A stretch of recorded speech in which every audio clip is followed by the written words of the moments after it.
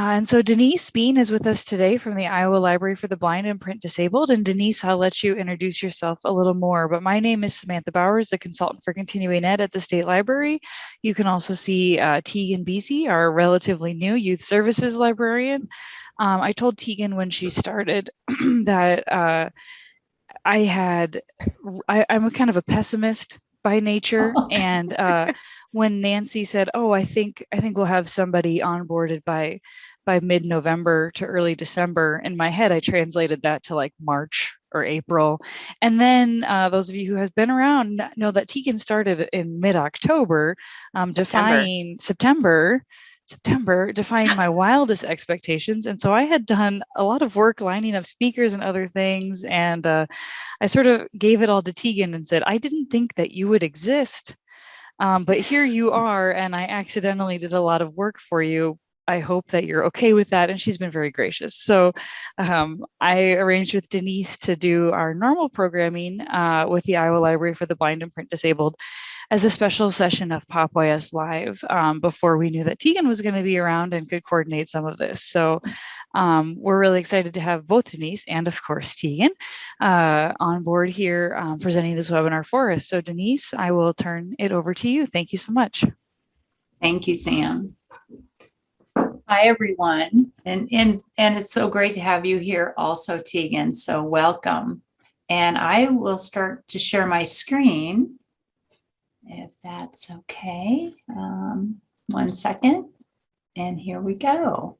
Wonderful. And Tyler is with us as well this morning, or this afternoon. Yeah, I'm lurking. So he's going to go ahead and get us started because he is so good at that. And then I'll slowly take over. But we're incredibly happy to be here today with you to share our Pop YS accessible youth programming ideas for you. So take it away, Tyler. For those of you that haven't been at our monthly webinars, we're just going to kind of go over a quick little introduction of what our library is. You can go ahead and go to the next one, Denise. Yep. So the staff that's been presenting over the last year has been Denise, as well as myself. I'm the accessible media specialist here for the library. And then Leslie Heinzler and Sarah Williford. They're not going to be here today, but they also have been presenting as well. All right, you can go next.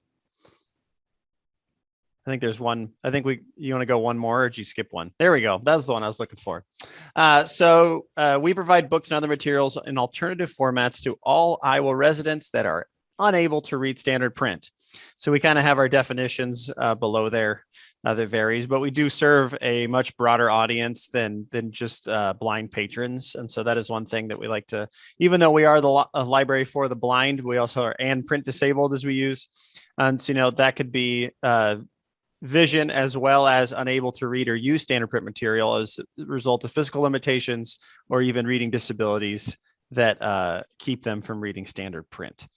So we do cover a pretty wide, patron base for that. So, all right, Denise. I'm not sure. Are you guys able to hear okay? Do you guys have good? Where you sound can hear good to me. fine? So. Yep, the audio super. sounds nice and clear to me as well, Denise. Great. First of all, I'm Denise Bean, the Youth Services Librarian for the Iowa Library for the Blind and Print Disabled. I've been a certified Braille transcriber actually through the Library of Congress since 2009. And it's been actually one of my biggest passions coming into this business, or not business, but as a librarian. That was what I did first, is I worked with children that were blind and provided for them Braille and different instructional material for them. But it was, so you kind of behind that scene, you see the importance and how important it is that we have that available. Braille connects to literacy, and how do we tie it into your library is absolutely one huge reason why we're here today. So my personal mission is to provide books and other materials in alternative formats to all Iowa children who are unable to read standard print materials, and create and develop youth programs that are both adaptable and accessible for all children with physical differences. There we go. I love this. I love this Dr. Seuss phrase. It's not about what it is, it's about what it can become. And I think there's nothing that resonates more than this quote.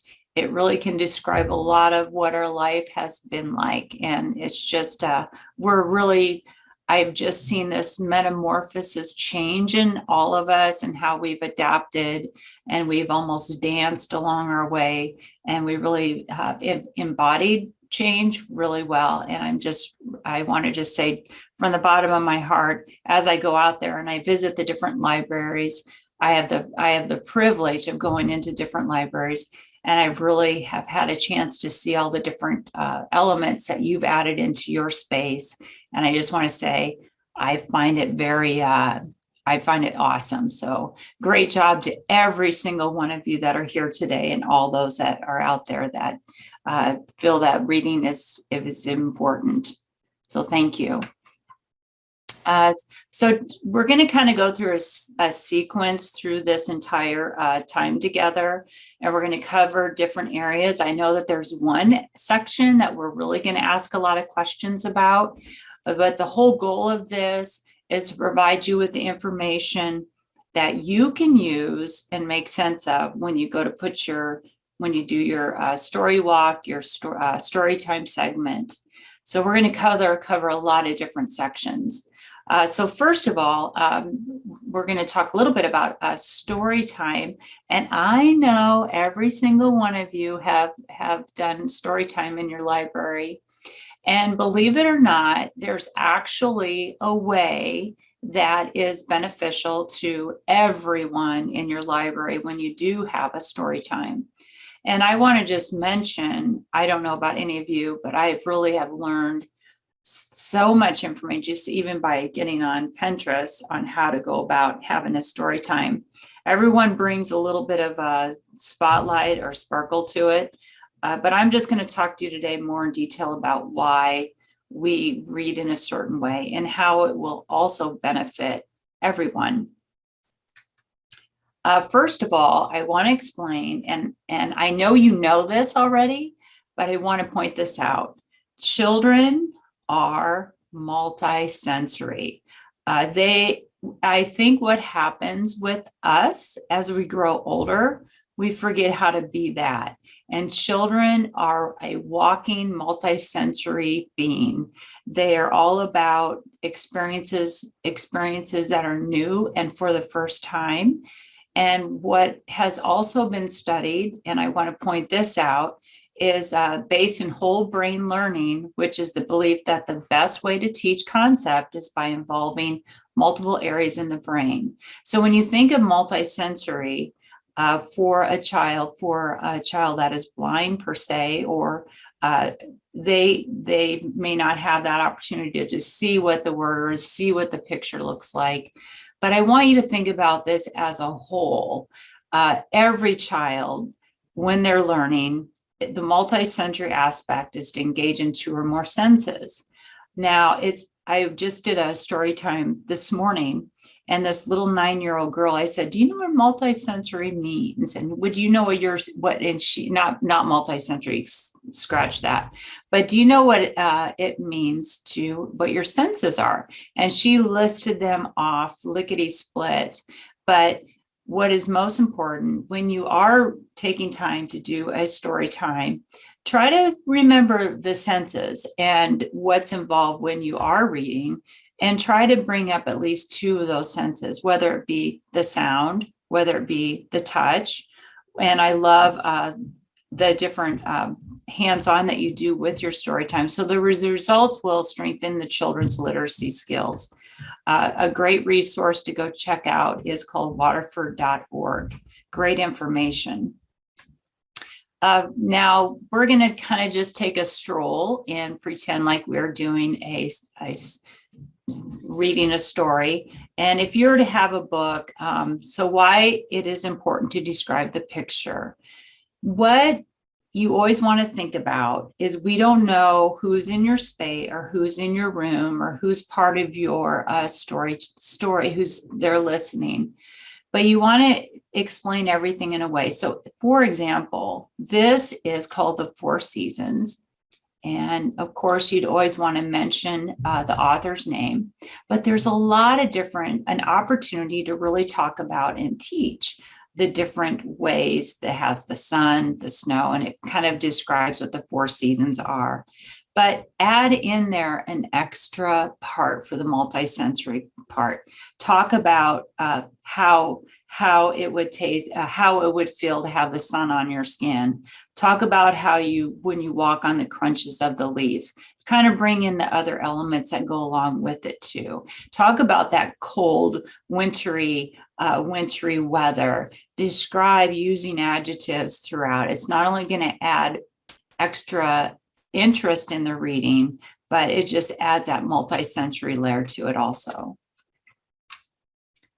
1, 2, 3, just what do you see? And with this, what you see, what do you see? If you were to look at this and see the cover of this, there's a lot of going on with this. So where's the green sheep?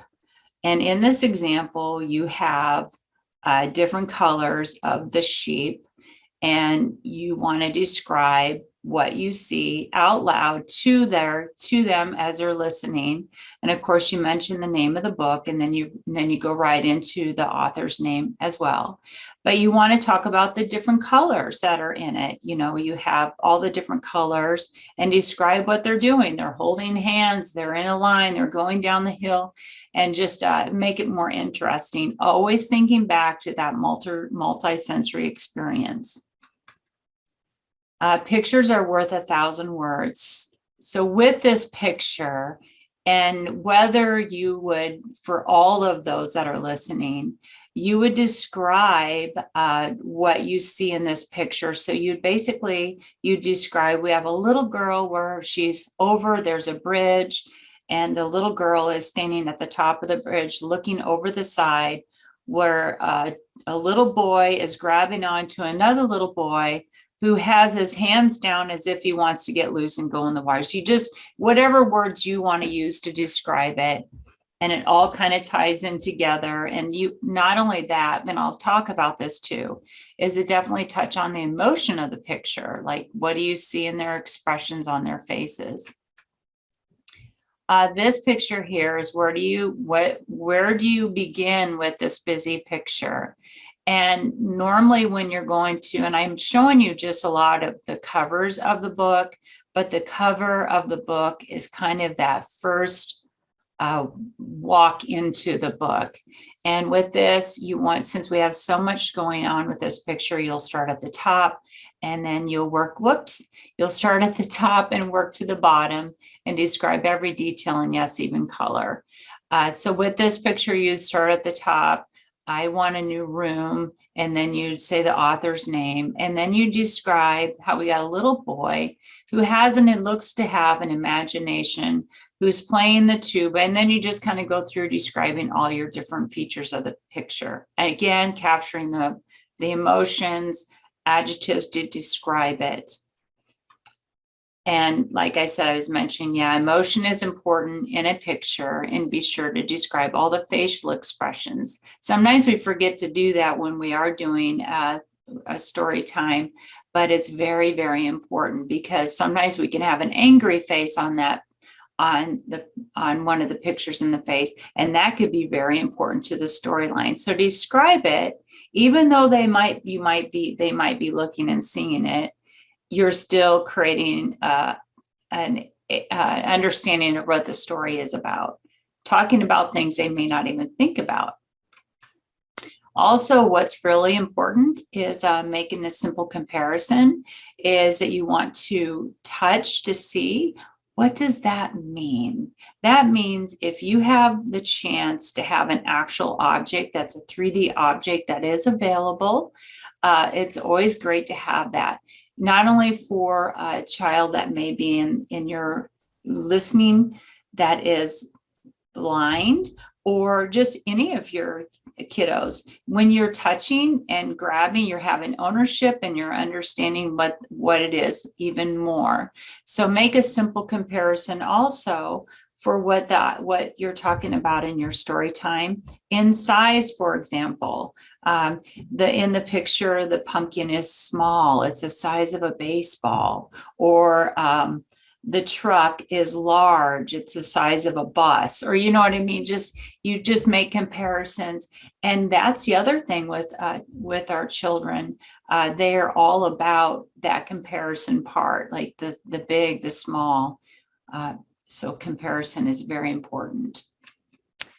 And then, so picture descriptions, story time tips. So basically your picture descriptions must be described, and that's for all audiences. And if props or visual aids are used, hands-on is a must. So if you can have any kind of object that adds to that, it's always nice. Also, just slow down and describe the pictures, and detail is best. What you may glance over or skim over, it might be kind of the most important part of it. So you want to just talk about it and mention it and bring it up. It adds kind of that sizzle to the steak. And then you make time to make comparisons to what they are. You are small, comparisons of what they are compared to what is in the picture of the book. Also, names are very important, and why. When you have story time and you do have an audience that has, like you have 5 that have come to story time, it is so important, if you can, to get their names and call on them by their name. It personalizes the experience.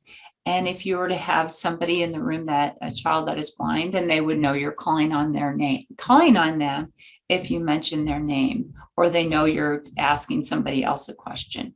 Plus, people love to hear their names, especially little kids. They love to hear their name. So timing, always describe the page first before reading the text. It helps to give a better understanding of what the story is about. All right, tips for the story walk segment. Yesterday we had, there was information that went out, and it was the Pickle Tickle, the legal Pickle Tickler, and that went out. So we had a lot of response that came in with that. So hopefully we can help answer your questions today. So let's get started. This example right here, all of you, I know a lot of your different libraries have your story walks. And I want you guys to tell me, do you see something right here by chance? By chance, does anybody raise your hand if you notice anything on this? You notice anything at all right in there? I'm not seeing any hands go up. Oh, one, Rhonda has her hand up. Rhonda, can you type in chat what you're noticing?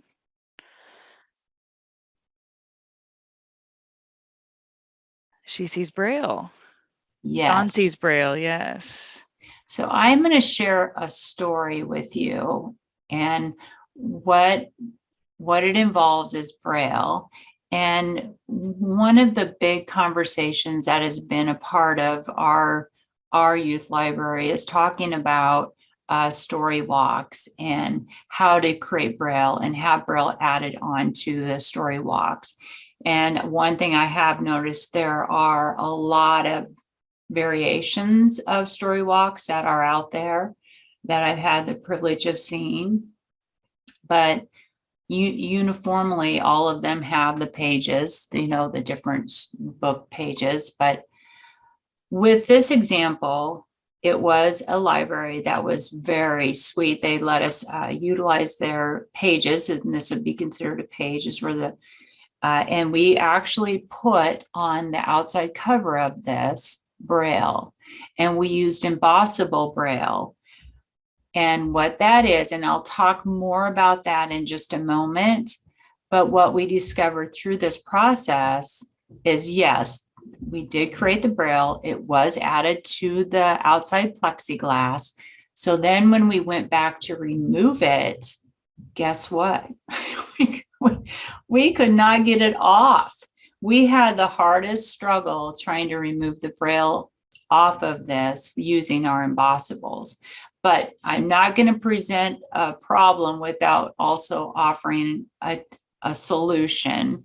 And that's what today is about for the story walk, is that offering you a solution to have Braille added to your story walk, physical story walk.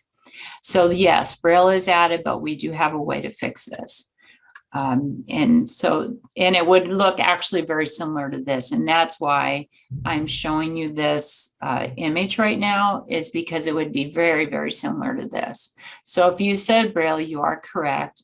Braille is added right over the top. And yes, Braille was added over the top of this. However, we have a way to add it over the top where it's easily removed. Okay, so I would like to welcome all of you to our story walk. And this is in our youth library space that we have been working very diligently on. And finally, we're able to successfully bring it all together just recently. So this is kind of where it began, and a few of the techniques that you can use in your story walk. So I love the big books, and that's what this is. And you guys, all of you know that when you do your story walk, you purchase your 2 books. And with this story walk, this is all set up. It's set up on one wall, and that's where we'll always do our story walk. It's approximately measured up to the right height, so those that come along can feel it and touch it. There is Braille on each one of these pictures where embossables are added, and then we also add in some of that puffy paint. So this, when we got started on this, and I've done this program before, but I've made some changes to it to adapt to how we're doing it now. But first of all, what we do is we get the picture ready. So we purchase the big book. And then when we have the big book, then we make a decision to go in and add the different tactile elements to it. Not only does the puffy paint work, I am going to recommend that the metallic black works the best. It has, for some odd reason, it dries quicker, and it has a nice consistency that doesn't create air bubbles, but the metallic black puffy paint works incredible. So if you were to add this to your story walk pages, and I know some of you have them underneath plexi, and in that case, it probably wouldn't work for that case, but if you don't, this would work great too. Again, you're inviting in your multi-sensory experience for your story walk for this. This is an example, kind of a close-up, and Tyler did a wonderful job of taking pictures of this. You can almost touch it if you reach out and almost touch it. So this is the Make Way for Puffy Paint.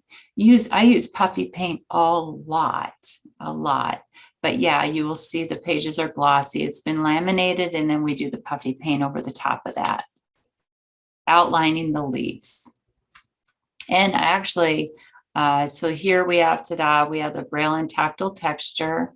It's now been added. So with this, you're getting that multi-sensory experience. But if you were to do this, and I would recommend for your library, if you do add, and maybe you have some kind of poster in your library that you want to really add extra layers to, I would recommend doing this. It would be, kids love to touch, they're touchers. And with this, you can easily wash it, wipe it down too. If you do have it cleans up really well. If you want to keep it sanitary and sanitized, this would probably work out well if you were to do a page of a book and have for a story time and present it in a way that you add your lines to it that you want to talk about for a story time. But for the story walk, if this is available, try not to overdo it. My recommendation is to keep it simple. You don't want to have lines galore on it because, and here's a good test. I'm going to suggest this. Shut your eyes, and of course not if it's wet, but once you do it, shut your eyes. If you have way too many lines going on, it gets confusing. Just keep it simple. Even for a sighted, if you're looking at this and wanting to explore with your fingers, too many lines is too many lines, just nice and simple. So in this one, so this right here, oh, whoops. So all the places the story walk will go. So this is kind of was our transition time with this.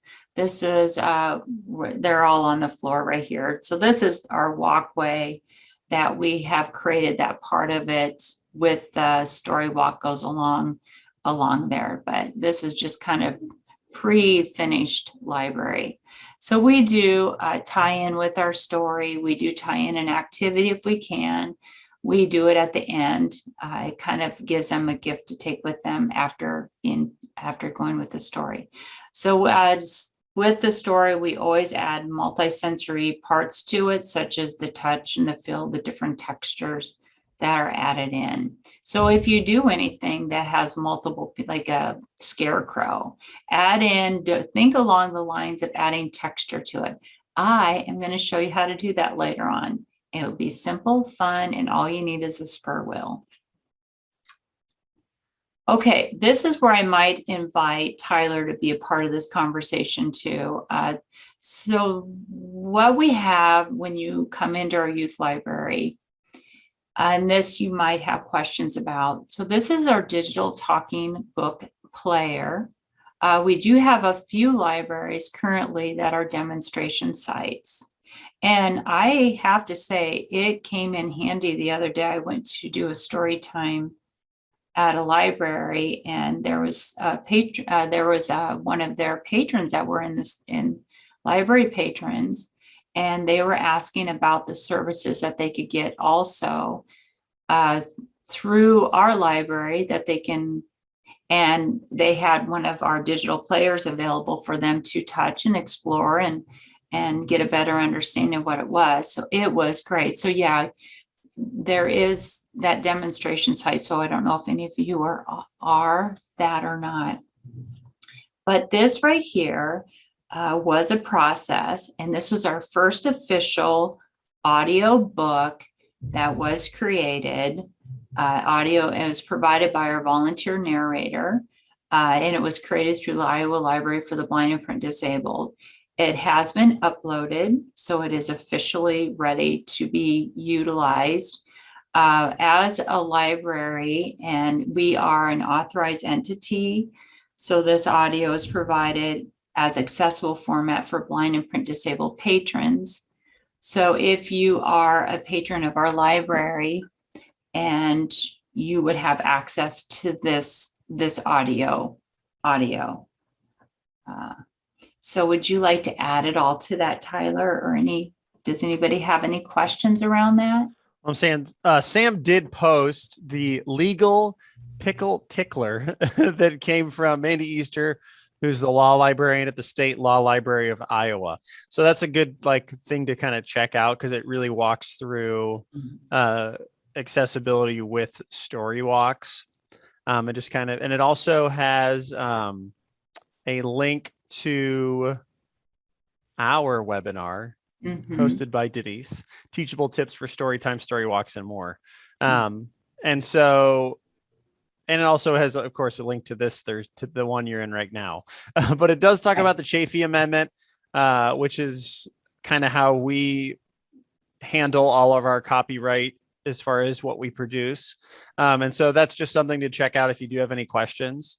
And they do talk about and Denise's information is on that form as well. And it also talks about how, we can convert some things into Braille for you guys. It just, it just is dependent on some of those things. And it also has a good spot talking about creating bilingual story walk displays with the same title published in 2 different languages. So that's also another thing. And then just talking about accessibility of the space. So, like ours, it's along a wall that's accessible to everybody. So kids can, a 4-year-old could reach up and touch that book and get the tactile feel of it. So I think even thinking things like that is important, of like how you're moving through the story walk throughout the space that it's in. Is it on a paved walkway? And how far away are they from each other? Those types of things I think are really important to think about. So. Great suggestion. Thank you, Tyler. I appreciate your input. Yep. So this is actually sits at the entryway of our youth library space, and it's actually part of our story walk experience, where they can listen to the Leaf Man and journey through it. But let's get to something now. I want to talk to you guys. I love this. Okay. First of all, I've had some libraries that have reached out and have requested the Braille.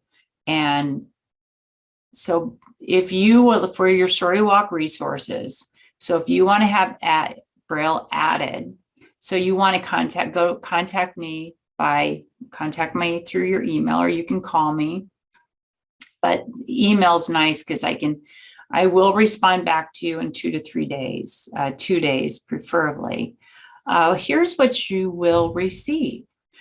You will receive, if available through our IMC team Braille, copies of your story walk book selection. Recently, we've had a library contact us who has actually a patron of our library live near their library. And that is the coolest part of this is, since our library services the entire state of Iowa, we can also provide those benefits to you. And I want to say this correctly. So if we have our patron lives in your town, they want to go on your story walk, they want to experience it. So we want to make sure that it's accessible for them. So what you'll receive if available is our Braille, and you'll also receive a small resource poster that you can display that shows that the library opportunities that our library would be using to provide support for the patron. There was a library that I had gone into, and they had our Braille books that we sent them that tied into their story walk. So they had their story walk book, and then we created the Braille. We will create the Braille for you that tied into the story walk. And then there was a wonderful description poster that went with it, just letting them know the resources that are available of how to go about getting Braille or large printer audio through our library. And also you'll be provided with Braille embossable overlays. Now, do you guys remember at the very beginning of this webinar, I said, now don't add this is where our solution comes in. I was going to talk to you about. This is our solution. Drum roll, please. No. So this is called Braille embossable overlays. And here's how it works. It's a plastic sheet containing tactile dots on one side and a sticky surface on the other side. With that being said, that's the part that you don't want to attach directly over your plexiglass. What we are now offering that we have available is we have embossables that are added right over this sturdy clear plastic sheet that is 9 inches by 11.5 inch sheet. I'm going to show you an image of that in just a second. So you have the option you can either adhere it by now we would recommend using a double-sided tape. It's clear, it go right over your print, and it can be easily removed. It's not going to stick permanently. It can be easily removed. You can also do what's called like a hole punch and add an eyelet. Did I spell that? I think I add an eyelet to it. And that's a way you can add that to your actual physical story walk without obstructing the view of your pictures. Ready? Here we go. There. This on the left-hand side is a picture. And actually, that picture contains a clear plastic sheet cover. And the clear plastic sheet cover, and you can't even really see it, but it has Braille tactile dots that go right over it. So in essence, by adding these to your story walk, this sheet, now to the right, this is the clear sheet and it goes over it. So it would go right over, it would be clear.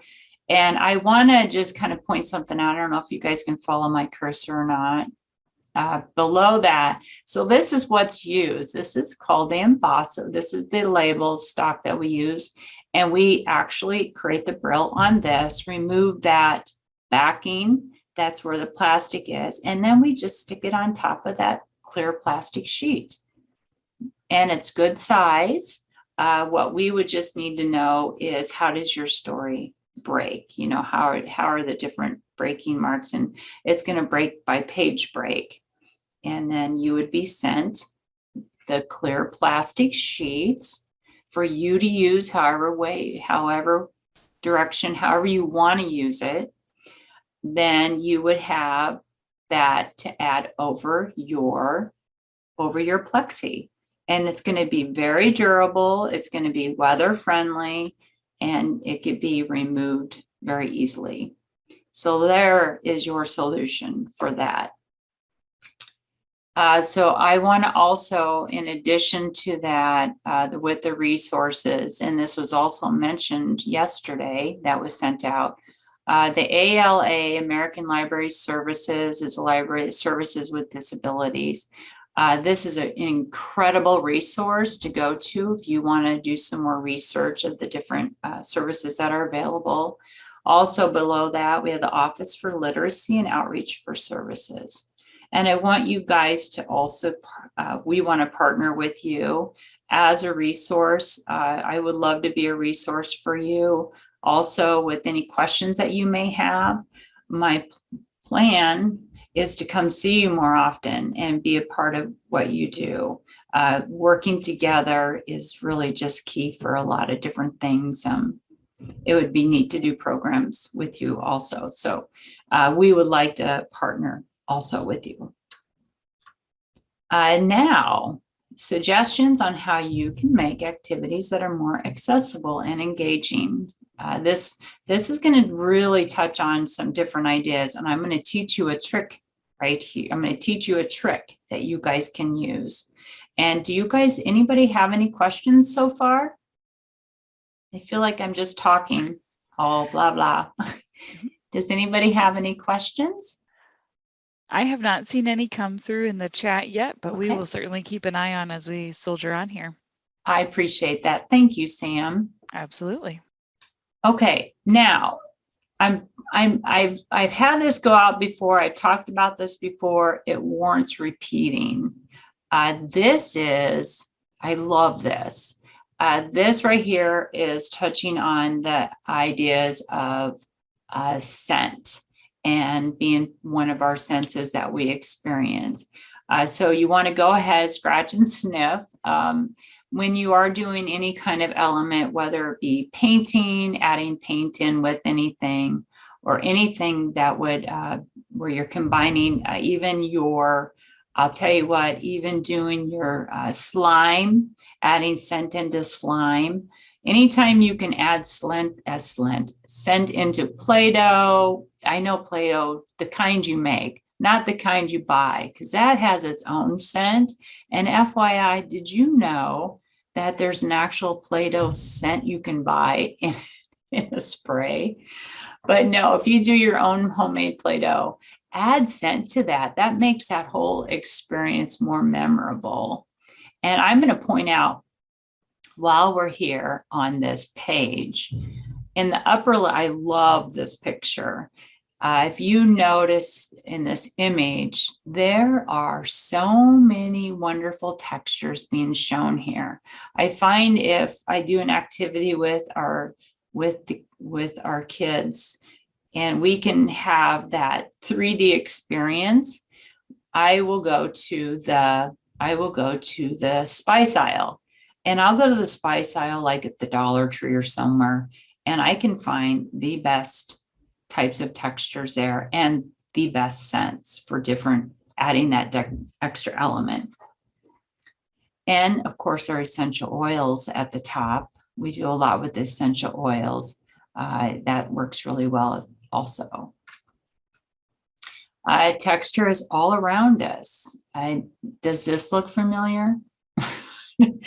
You know what? It's so funny because with sparkles or glitter, have you guys noticed it ends up being part of your library floor for years to come because of the different, and it works great because it is a texture in itself. But texture is everywhere. Add texture. Texture makes that layer so much more fun. And even in your grain aisle and sand, they have an example of sand here too. Salt, when you're using your different paints, you can add different thicknesses to it. And then of course, your Kool-Aid paints add a different smell to it. But how important that is. And even your different, I mean, now we're thinking about wrapping paper, but wrapping paper, it's kind of a smorgasbord of different textures and touches. If you're going to do something, add that piece to it. You'll be just absolutely amazed at how the kids are just more in awe around it. Now, this is one of my favorite gizmos. I've used this, and this is old. I've had this for a while now, but Tools with Style. This is the sewing spur wheel, and you can use a pot holder for a backing. You can also use your mouse pad. You know, if your mouse pad that you have that's old and rugged and you're like, I don't have no use for this anymore, I want to get a new one, use that one as your backing. Something that's kind of a little bit on the squishier side, you'll want to use that. Now, if you notice on here, you have some jagged edges. Now, I have a nice example for you. When I have been, and I keep saying this repeatedly, I apologize, but when I go into different libraries, I notice coloring pages all the time. Coloring pages, different pictures, and I immediately think of this idea that libraries can do just to add an extra punch to it. So this is right here, ready to learn how to make a tactile. On this picture, I made 2 copies, but it's actually sitting on top of a squishy, it's kind of a peachy color. On that, it's kind of squishy. So it is a mouse pad, basically like a mouse pad. And there's my spur wheel I picked up at Walmart years ago. And let's see what happens. So you have your print picture. And now let's add some tactile to it. So you can, turn it over. So here I have the 2 copies. Remember I said the 2 copies. So the top copy, I'm just going to leave there as kind of a guide. And then your very bottom one, I've turned it over. So it's flipped over and you can see through it. Now this is just regular paper. And I am taking my spur wheel and I'm guiding along the lines of the picture. Another idea to do, if you wanted, if the lines are faint and hard to see, you can put it up on a window, tape it, and then use a pencil and draw it and then glide over the top of it. You don't want to push too hard because you're going to tear the paper since it is just paper. This is where cardstock would come in handy. So whatever you do, remember this. You want to do it on the back side, then you flip it over, and then you have your texture. And here's what's neat about this. It not only adds interest to the picture, but it also helps with the literacy part, because even by the touching, you're doing multiple things, helps it to stick better. It just makes the whole experience more joyful. If you have somebody that's needing to stay within the lines of coloring, or they're having trouble, add tactile lines to the image, and it'll help them maintain and keep within the lines. It maybe helps with that. But yeah, you want to do it on the back side, flip it over, and as you flip it over, it's at that spot that you're going to have those textured lines. Here's another part that's kind of fun, is that there are different types of spur wheels in your sewing department that you can use. There's even some that are flat and smooth that'll make an indented line. So, you know, even map making, if you were to make maps for your older kids, you can use this idea. There's just a lot of different ways that you can go about using this. So paper of all types, thick paper is key, different texture paper, cardstock preferably, and recycled old newspaper, cardboard is paper too. What another suggestion is layering your paper. You know, you can take like a flush piece of paper, put something sticky in between it, and then add another paper on the top. And then before you know it, you can actually have a 3D effect on your paper. You know, kind of that squishy kind of, you can stick it on the back of pictures like dots, you know, not dots, not glue dots, but dots that are used like under plants that are kind of raised. Put that under there that are sticky on both sides that you cut out, and it'll add different layers and different heights to your paper. It makes it pretty neat. I think I've seen people use it for cards and different things. Wiki Sticks, I have with me Wiki Sticks. I love Wiki Sticks. Wiki Sticks are great. You can order these through Amazon. The spelling is Wikki and then STIX. And the Wiki Sticks, basically, it's just a string that has had kind of your different, like your wax over the top of it. You can buy these. They're pretty reasonable and do different creations with it. And again, we got a couple examples now where you're down with the coloring book, measuring, something where you can add in and remove it, different shapes. Love these things, love them. Also with writing, I love the crayons. Crayons add a nice different type of, it actually puts wax down on your paper, which is easy to touch and adjust your widths. There's also crayons with sparkles. It's crazy the amount of different, which adds an extra layer of kind of that textury touch. All kids love that. Touch, several ways to feel it.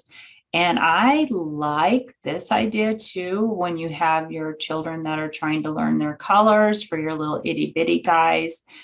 Down below, we have a muffin tin and your different broken pieces of colors.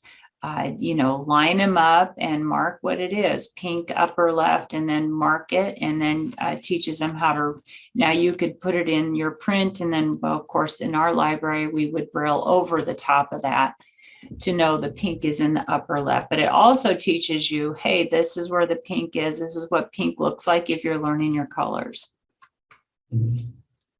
So in closing, I hope that all of you have gained kind of a better understanding of what our library can do in helping you incorporate your Braille into your story walk.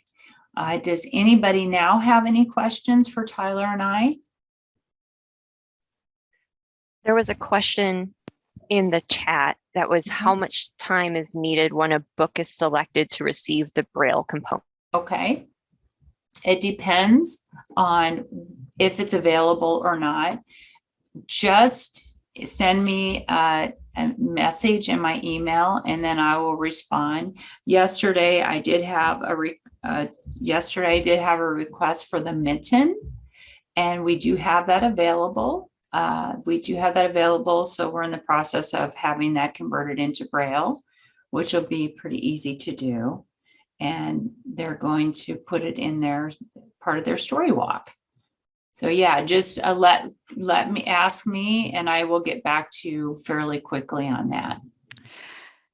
Denise, someone asked a question in the chat that I had too, which is if you can go back to some of your early slides and maybe give us an example of some of that descriptive language. So this was way early on. So just some Am I words making or it easy? phrases. No, we're doing all right. Some words or phrases that you would use to describe the pictures that you had examples of. Okay. And then also before you start that, would you make a Braille translation for a book you did not have Braille for already? You mentioned you had the Braille for the mitten, but if someone were to write and you don't already have it, you would do that translation? If they needed, yes, if they needed Okay. Braille, that would be, it would go through I would give them the contact information. So they would go through our instructional materials center. And in fact, I just visited with Karen yesterday in regards to that question you just asked. So yeah, if they contact me, and then I would make that connection for them. Believe it or not, Sam, we do Braille. Believe it or not, we do menus. We have menus out there. We have Braille resources everywhere. So yes, great question. Is this the picture? Yeah, I think this one, or you had one in front of it too, one of these two, if you wanna, or you kind of did this one, but yeah, maybe Okay. just give us an example of some words or phrases, how you would describe these, what kind of descriptive language you would do here. Okay. First of all, if this was part of our story time, and if you were to flip that page open, you would notice there are no words on it. I just needed to mention that. There are no words on it. Oftentimes, as librarians, when we're reading through, sometimes we skip that part of it and we just read what's the words are without taking time to maybe describe that picture that's next to it that has no words on it. With this picture, you really want to keep it very simple. You would want to, first of all, kind of start as an overall view. A little girl there's a bridge, and on the bridge, there's a little girl that has a bonnet on that is looking over the bridge. And keep in mind, as you're picking up on who's in the room, how old are the kids, you have all that part to think about too. And to the right of the little girl, as you approach the bridge, there's a little boy who has a hat on, and he's pulling on the foot of what looks like his little brother, the little brother has his, and you just keep adding to it. It's almost like he's doing a handstand or trying to get away, but it describes what's happening. The little girl looks, I don't know. What do you think? How do you think she looks? She looks concerned, kind of bored, but I don't know. I guess for this picture, you would just want to describe the faces of the children. So the little boy is pulling on the foot of the other little boy who appears to be a little smaller, who's trying to get off the bridge. I don't know. Yeah, no, it's like I've talked about like alt text with pictures and like documents. So it's kind of like the same idea where you're just trying to give as much information about the picture without dragging, like without talking about it for too long. So you just try to get keep the it main simple. pictures, kids on a bridge. I think if this was in 2021, the girl would have her phone out recording whatever dumb thing the boys were doing. But Yeah, that's probably. but just something quick and easy to describe what's going on. And when you're reading those storytime books, you're gonna have an idea that you can tie into the story that you're reading to make it work. So just there's 3 children, a little girl standing on top of the bridge overlooking that has an apron on, what I see, that's a kind of a bonnet, wearing a bonnet, looking down at what appears 2 little kids that are, just keep it simple. Keep it simple. This is kind of a harder picture to describe. There's a lot of different, it looks like they're by what they're wearing for clothes, and But yeah, simplistic, just keep it very simple. Don't overcomplicate it at all for that. Was that helpful at all? Yes, I think so. Keep it simple. Yeah, don't overcomplicate it. Just kind of describe, there's 3 children in the picture. Just describe if there's something that really stands out that really should be mentioned, it's important. Most important takeaway with this is if you are reading during a story time and you do come upon a picture, like I said, that has no text on it, take a moment and just talk about what the picture's saying or what the picture's about. And of course, a lot is going to depend a lot on whether your guys have the wigglies or not, or it depends on who your audience is. I did a story time, and the little kids were all the little boys, you could tell they were getting anxious and ready to go. But yeah, you just pick up on those signals. For sure. Tegan, did you have any other thoughts or questions, or are there any other questions from the group? Oh, one more question in chat there, Denise from Rhonda. Can the overlay be reused once it has been removed from the plexiglass? Great question. We would provide you with a new overlay with that right there. So no, once you receive that with a Braille, with that, you can use it however you want to use it. And then when you do get your new story walk with your new book, you'll have new words, and we would give you a new plastic sheet so we will stick the plastic, we will stick it on top for you because it gets tricky. We will stick it on there. That's yours to keep. So when you get a new story, contact me through email, and then we will replenish you with new Braille labels.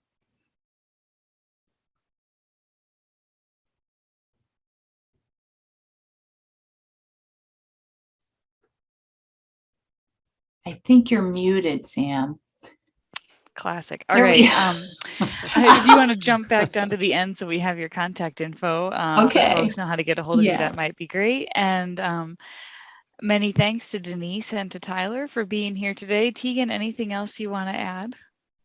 I just want to let Denise know that it's all right. This took me a little bit to get everything together, but something Denise and I had talked about was the DIY like STEM toys for sensory. So I had done a program with those about making your own fidget, at my library. The fidget. Thank you. I couldn't come up with the word.